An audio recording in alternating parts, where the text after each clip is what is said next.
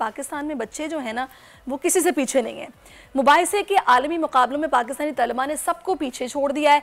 पाकिस्तानी तलबा ने United Asian debate championship में शानदार कारकर्दगी दिखाई है, पाकिस्तान का नाम रोशन किया है और फाइनल के मुकाबलों में इंटरनेशनल रिलेशन, कोल्ड वॉर और अमेरिका और नेटो जैसे हसास और मुश्किल टॉपिक्स पर मुबाहिसे किए और फतह भी हासिल की है।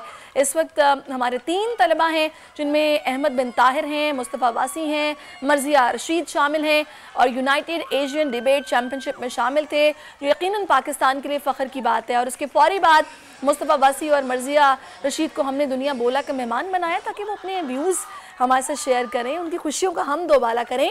तो मुस्तफ़ा वसी और मर्जिया रशीद से आपकी मुलाकात करवाते हैं। Both of you, thank you so much for your time और मैनी कॉन्ग्रेचुलेशंस। क्या बात है भैया आप लोगों की। Thank you so much. कैसा फील हो रहा है? तो बहुत खुशी हमें, हम भी काफ़ी सरप्राइज हो गए थे कि हम इंटरनेशनल हमारे साथ क्या हो गया। हाँ वही मतलब वहाँ पे भी किसी ने एक्सपेक्ट नहीं किया था। हम जब खुशी खुशी चला रहे थे तो बाकी मुल्कों भी हमारे लिए चला रहे थे क्योंकि उनको भी नहीं पता था कि हम इतना आगे पहुँचेंगे। उर्दू में चला रहे थे या इंग्लिश में? नहीं, हम तो उर्दू में चला रहे थे, वो अंग्रेजी में चला रहे थे। अच्छा, तो मुझे बताइएगा मर्जिया कैसा एक्सपीरियंस था?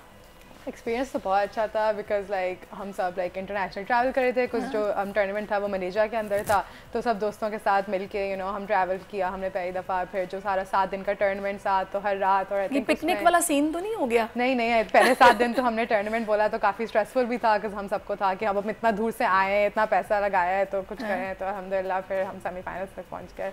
ज़बरदस्त। अच्छा, वैसे मुस्तफ़ा किसी मौके पर ये लगा कि this will gonna be a so tough competition?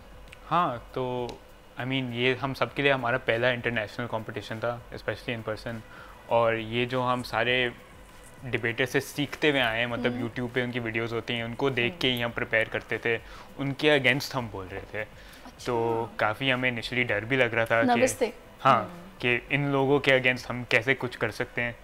फिर माशाल्लाह से हमने उनको भी हरा दिया and then we eventually went on. अच्छा, by the way Marzia, preparation किस तरह करते थे? क्योंकि जो लोग इस वक्त आपको सुन रहे हैं और इस तरह के कॉम्पिटिशन्स पे जाना चाहते हैं, यकीनन वो टिप्स चाह रहे होंगे आप लोगों से कि भी हमें भी तो पता चले। तो पार्लियामेंट्री डिबेट क्योंकि वो एक पूरा अपना ओन डिबेटिंग फॉर्मेट है, उसको आपको सीखना पड़ता है पहले कि कि क्या उसके रिक्वायरमेंट्स हैं, क्या चीज़ें करनी होती हैं। तो कंटेंट भी होता है लेकिन फिर स्टाइल भी होता है कि आप किस तरह अपनी तकरीर बोल रहे हैं। तो हमने तो आई थिंक कोई 1 और आधा महीना, ऑलमोस्ट 2 महीने पहले अपनी तैयारी शुरू कर दी थी क्योंकि मैं और वासी और अहमद ने कभी साथ एक टीम में पहली दफ़ा बोल रहे थे। हम इस टूर्नामेंट में हम दोस्त थे, जानते थे, लेकिन हमने कभी साथ बोला नहीं था। तो हमने फिर पहले आपको ना तो हमने लाइक प्रेप की कि ऑल्सो टीम डायनामिक की बहुत वो होती है कि हम समझें कि एक दूसरे का दिमाग किस तरह काम करता है। तो फिर हमने वो 2 महीने हर रात ऑलमोस्ट एक डिबेट, केमिस्ट्री मैच होनी चाहिए। All right. अच्छा, वैसे बाय द वे इसमें मतलब क्या क्राइटेरिया क्या होता है, जजेस क्या क्या नोटिस करते हैं, मुझे ये बताइएगा मुस्तफ़ा। तो बहुत सारी चीज़ें होती हैं। एक तो जैसे मर्जिया ने अभी बताया, स्टाइल होती है, मतलब आप अपनी तकरीर कैसे कर रहे हैं।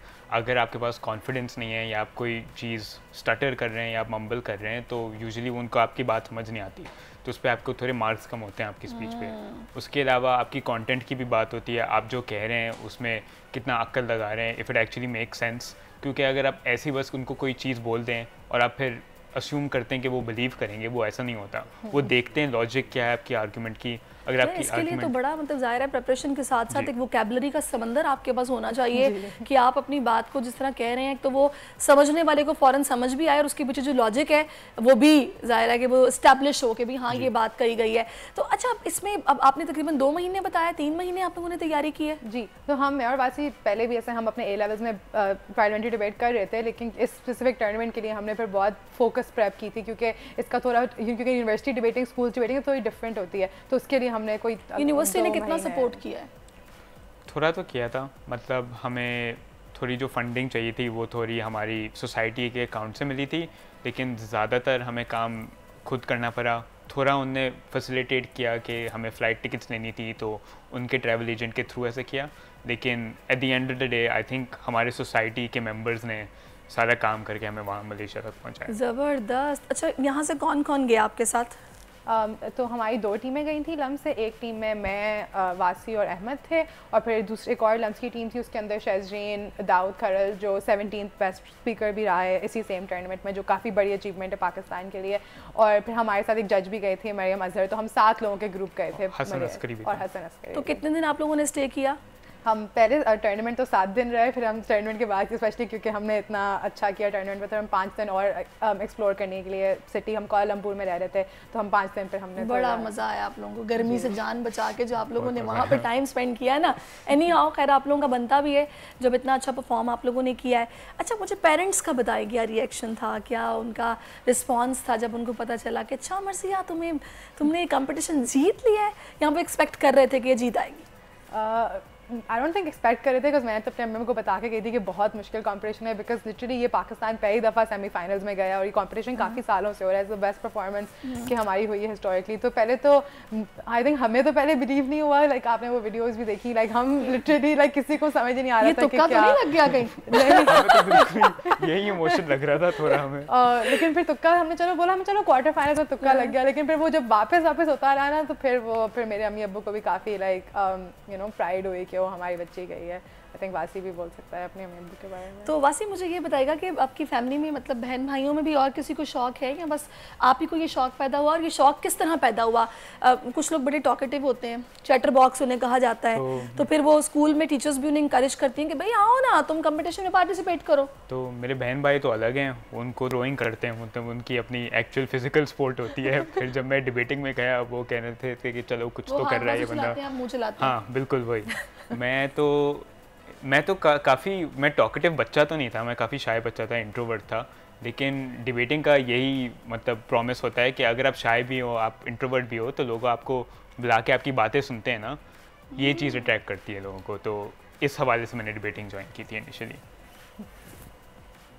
अच्छा तो आपको कैसे शौक हुआ मर्जिया? क्या कहते हैं डिबेटिंग का, तो मुझे तो ओ लेवल्स में कोई ऐसा सच था नहीं, लाइक श्योर लेकिन जब मैं ए लेवल्स में आई ना, तो हमारी एक डिबेटिंग क्लास हुई थी, तो उसमें उन्होंने प्रिजन इंडस्ट्रियल कॉम्प्लेक्स के बारे में बात की थी, और मैं बहुत लाइक ह्यूमैनिटीज़ में ऑलवेज इंटरेस्टेड थी, तो मुझे इतना कूल लगा कि ये एक्चुअली एक जगह जहाँ पे मैं तो आके इन टॉपिक्स के ऊपर बात कर सकती हूँ, तो फिर वहाँ से शौक से मुझे बड़ा अच्छा लग रहा है आप दोनों से बात करके, माशाल्लाह भी बहुत सो टैलेंटेड। मैं तो सोच रही हूँ क्यों ना आपको मैं भी कोई टॉपिक्स दूँ, जरा पता तो चले कि आप वहाँ कैसे परफॉर्म करके आए होंगे। हमने आपके सिर्फ स्टिल्स देखी हैं, वो भी वो करते हुए मज़ा आ गया, आप जीत गए हम। अच्छा अब थोड़ा सा अगर आप मतलब जिस तरह आप लोगों ने वहाँ परफॉर्म किया है, भले टॉपिक वो वाला ना हो, आप यहाँ के मसाइल, सबसे पहले तो हमारे यहाँ पे जो गर्मी पड़ रही है, तो ये जो क्लाइमेट चेंज और ग्लोबल वार्मिंग की वजह से जो हम हीट स्ट्रोक्स का हमें सामना है, थोड़ी बात इस पर करें जिस तरह आपने वहाँ की है। कर सकते हैं? थोड़ा मुश्किल है क्योंकि वो चले आप जो वहाँ करके आए हैं वही कर दें। मुस्तफ़ा थोड़ा सा कैसे स्टार्ट किया था? अच्छा अंग्रेजी में बात की थी हमने। अंग्रेजी में करें, कोई मसला नहीं, हमारे कुछ व्यूअर्स हैं जो अंग्रेजी समझते हैं, और बॉडी लैंग्वेज भी चेंज करें भाई, इजी नहीं बैठे। अच्छा एक टॉपिक हमने की थी, किस वाले पे करूँ? स्पोर्ट्स वाले पे करते। हमने एक स्पोर्ट्स की टॉपिक की थी जिसमें हम एसेंशियली आर्ग्यू कर रहे थे कि ये जो रिक्वायरमेंट होती है इंटरनेशनल टूर्नामेंट्स की, उसकी लाइक उनको भराना चाहिए। तो बस प्रिसाइजली थोड़ा सा बस बोल के दिखा दें कि आईसीसी ने पिचेस अच्छी नहीं बनाई थी इस दफा वर्ल्ड कप में, इंडिया को सपोर्ट किया शायद। ये तो हमने नहीं बोला था टूर्नामेंट में जाके, वो तो वहाँ पे इंडियन जजेस भी थे हमेशा। ये तो मैं यहाँ बोल रही हूँ ना, डंके की चोट पे बोल रही हूँ।